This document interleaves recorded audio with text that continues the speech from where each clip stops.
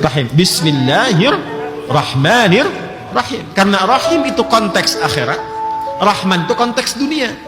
Dan rahmat Allah ketika disebut dengan rahman itu luas, mencakup semua hamba tanpa kecuali. Artinya dengan rahmannya Allah, Allah menginginkan, hei, baik yang sekarang beriman, tambah kuatkan imannya. Yang kafir, yang ingkar, yang bermaksiat, bahkan yang munafik, aku tidak menginginkan kalian semua wafat dalam keadaan menentang aku, kata Allah. Maka Allah berikan kesempatan sampai nyawanya di kerongkongan sebelum dia wafat. Ya, karena itu mohon maaf, saya kadang-kadang tak mampu mengungkapkan bagaimana sayangnya Allah kepada kita, saking dalamnya. Bahkan kalaupun sudah menghitam maksiatnya, itu masih diberi kesempatan dengan rahmat Allah yang sangat tinggi untuk bertobat. Sampai turun kan Quran surah 39 itu, Az-Zumar ayat 53, itu diminta oleh Allah, langsung diperintahkan kepada Nabi Muhammad SAW untuk diviralkan kepada semua umatnya.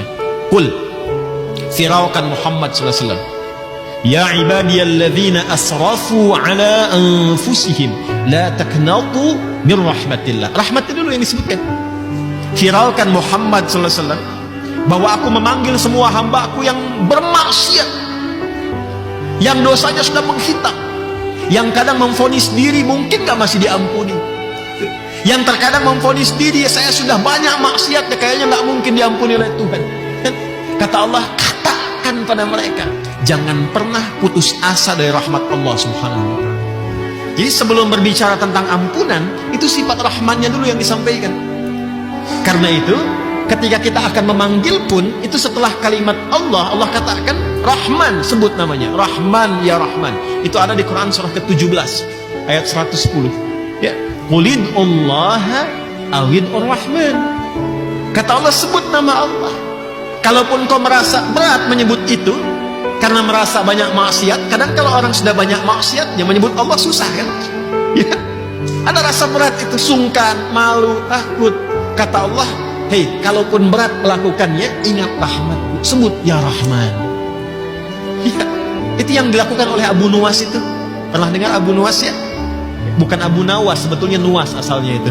Ya, yang saat hidupnya banyak mabuk-mabukan, banyak berbuat maksiat, tapi cerdas, jenius, pintar, bahkan pandai bikin puisi, bikin syair. Ya, ya, tapi tahukah itu hidup sezaman dengan Al-Imam Syafi'i rahimahullah ta'ala, itu hidup sezaman.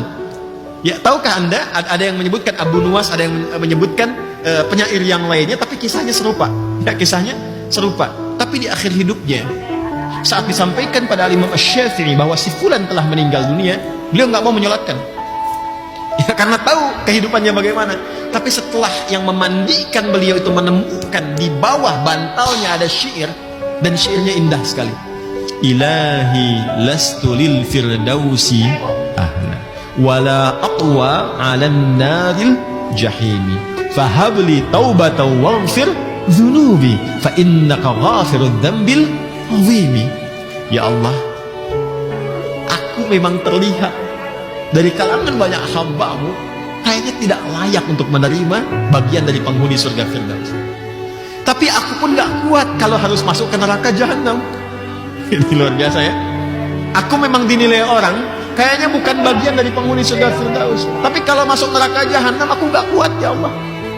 Sedangkan aku sangat menyadari bahwa Engkau itu adalah pemaaf, pengampun yang tanpa batas maaf dan ampunannya. Maka dengan segala sifat pemaaf dan ampunan itu, mohon terima taubatku ya Allah, karena aku meyakini Engkau pasti mengampuni dosa sebesar apapun yang pernah aku kerjakan dalam kehidupanku. Itu saat mendengar syair itu disampaikan dan dibaca, maka beliau kemudian ya langsung menyusul ke tempat ya dimakamkan itu. Dan ada yang menyebut riwayat masih akan disolatkan dan disolatkan, tapi menyebutkan dan sudah dimakamkan lalu mendoakan. Itulah kisah seseorang yang terlihat banyak berbuat maksiat, tapi ternyata di ujung hidupnya husnul khatimah. Ya, ini yang mendasari saya nggak bisa vonis orang gitu. Ya, di dalam pandangan saya siapapun punya hak untuk soleh. Ya, seberat apapun dia pernah berbuat salah, seberat apapun dia pernah bermaksiat, bagi saya dia punya kesempatan untuk jadi orang taat sepanjang dia masih berkehidupan.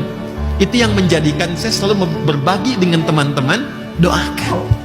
Jangan banyak dicela, tapi kita doakan. Minimal dengan doa itu menembus relung hatinya yang paling dalam dan membimbing dia untuk merubah menjadi lebih baik. Dan boleh jadi ketika lebih baik, mungkin kesolehannya lebih tinggi dibandingkan dengan kita.